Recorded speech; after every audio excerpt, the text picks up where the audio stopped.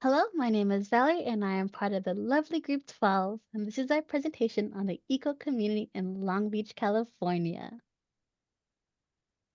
To begin with a brief history, Long Beach got its name by the city's first postmaster's wife in 1984, her name is Belle Lowe.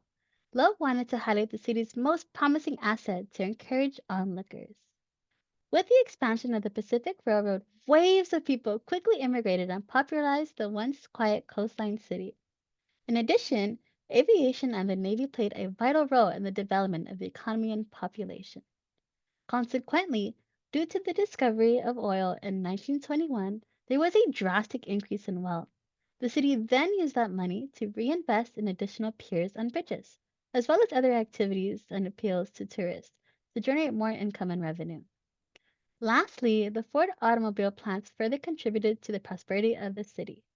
Now for demographics.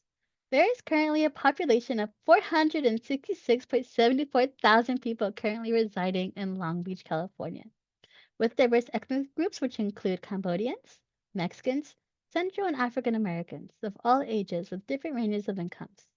A common complaint, however, is that the population can't afford to live comfortably due to their social economic status. There is a staggering number of the population that lives in poverty due to the fact that housing expenses are 140% higher of the national average. With lack of funding, a significant gap in equity has created a gap between low-income residents and business owners and investors. Many Long Beach natives have even been forcibly driven out of their homes due to the fact that cost of living expenses have climbed exponentially.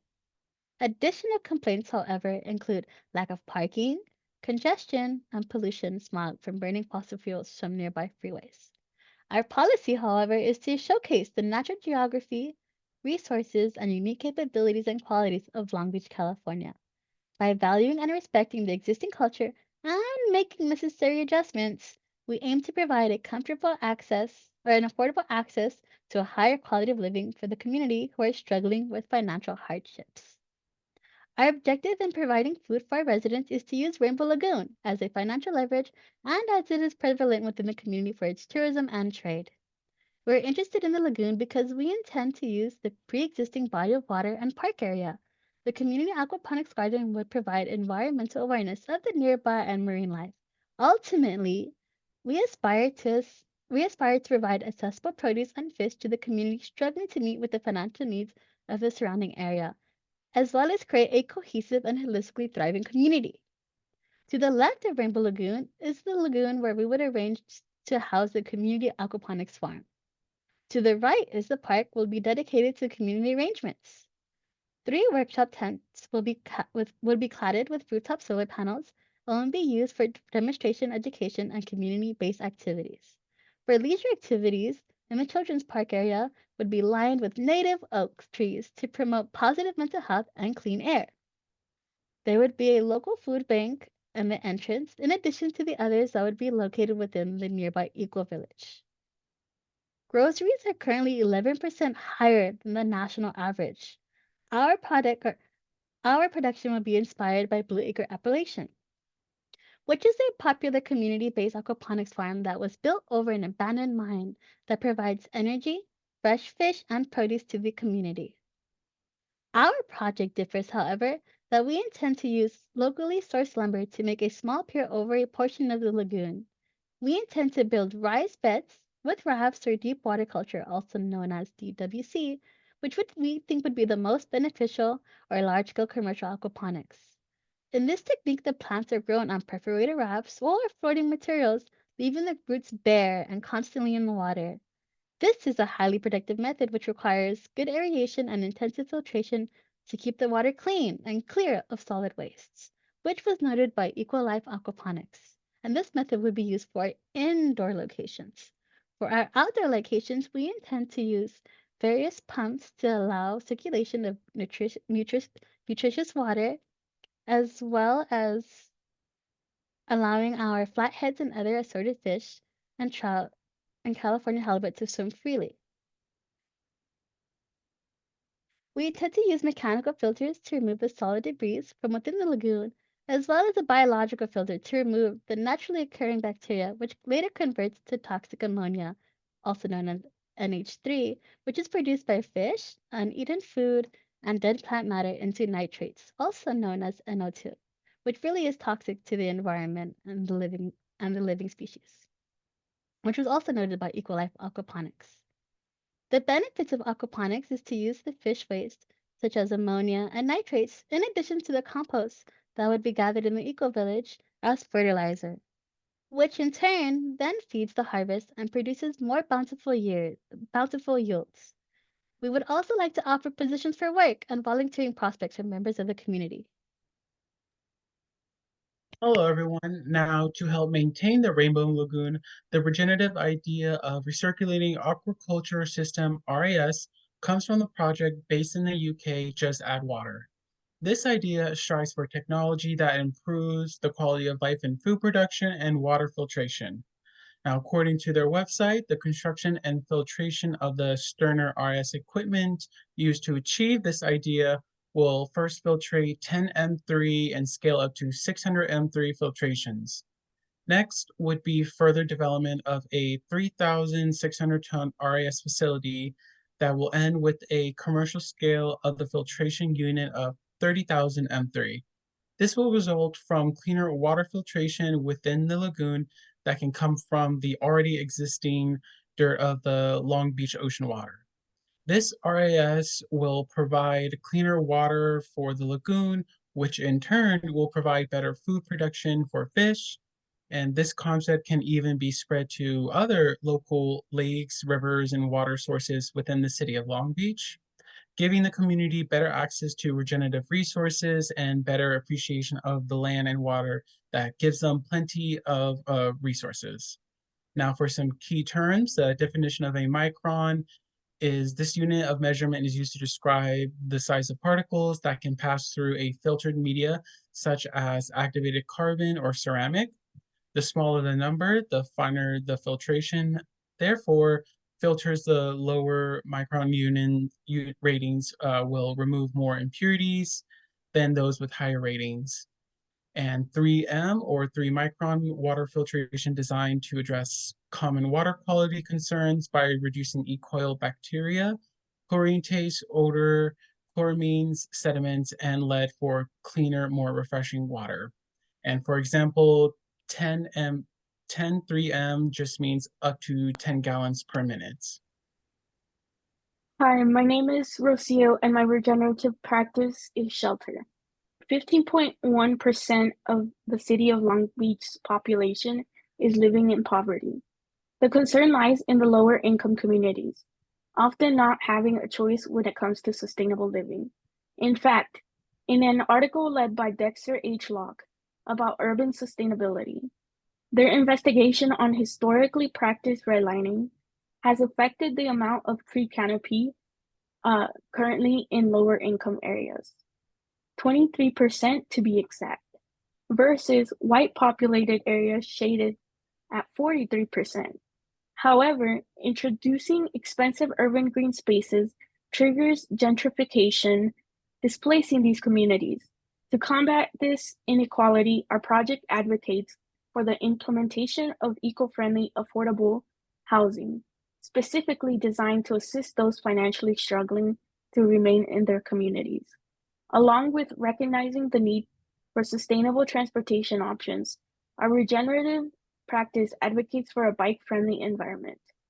To make this vision a reality, our proposal includes a bike shop repair program within the housing complex.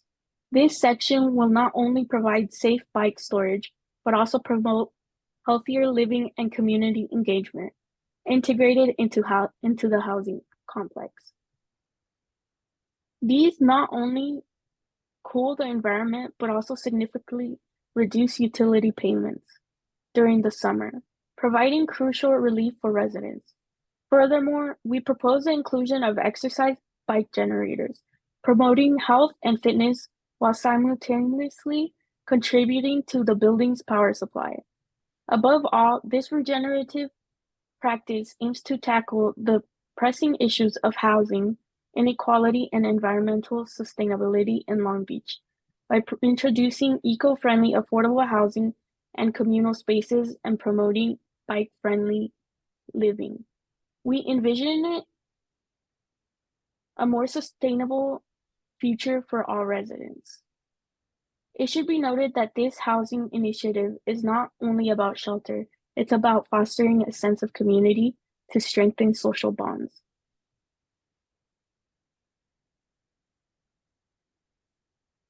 So, hi everyone, my name is Ashley and I'm going to be talking about resource management. So our main goal is to restore a Long Beach that is naturalistic. Our concept calls for converting regular streets into pedestrian walkways and purposefully growing trees besides them to realize this vision.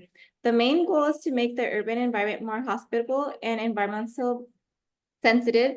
The Long Beach region is currently experiencing high temperatures, which are made worse by asphalt to absorb heat, which is also known as the albedo effect.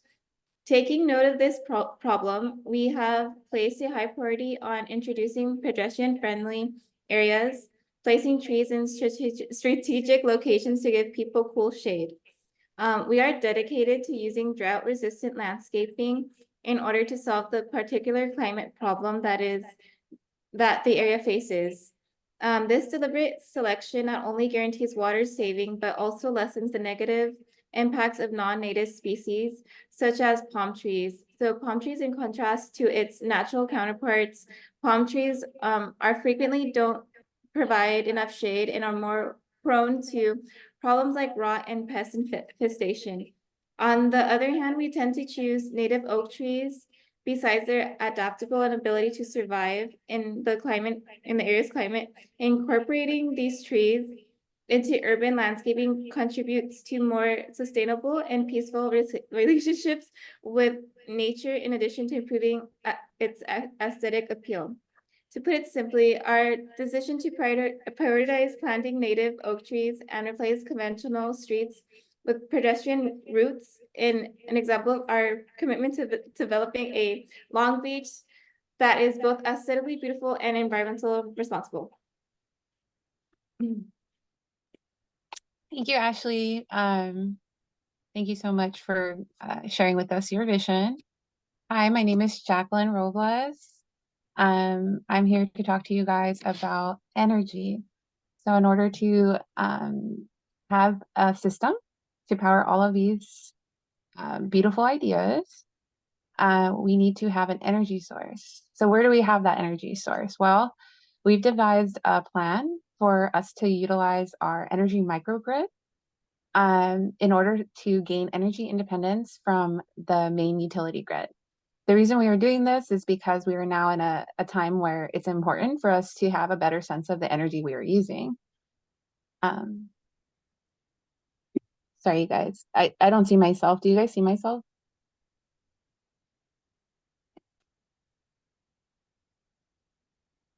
And so, as you can see, we have designed a system that is more sustainable.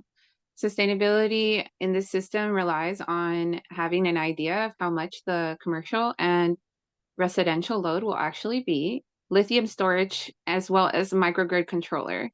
The important thing to remember here is that even though we are energy independent, it doesn't mean that we're without our flaws. For example, all of this energy produces a lot of fossil fuels. So how can we combat that? Well, we've devised other ways that we can handle the energy flow. For example, the gyms that are located inside of the Eco Village will have treadmills that power different mechanisms within the individual's home. There will also be a hydro dam located near the lagoon, allowing for passive and active pumps to create energy for the aquaponics and the aquaculture systems that exist there. Also, the Eco Village will have the panels that surface the roofs of these communities, as well as panels in the lagoon itself. The reason that this is important is because all of this shared energy is self-sustaining, meaning the community itself is the one that creates it. It's not being taken from outside sources. This also creates a sense of ownership over the amount of energy that we're consuming. For example, it takes 40 hours to power a dryer. I'm sure somebody would rather hang dry than bike themselves for 40 hours. Furthermore, it also gives individuals opportunities to get on board without the huge startup costs that usually come with alternative energy solutions. As you can see on the right, there's solar panels.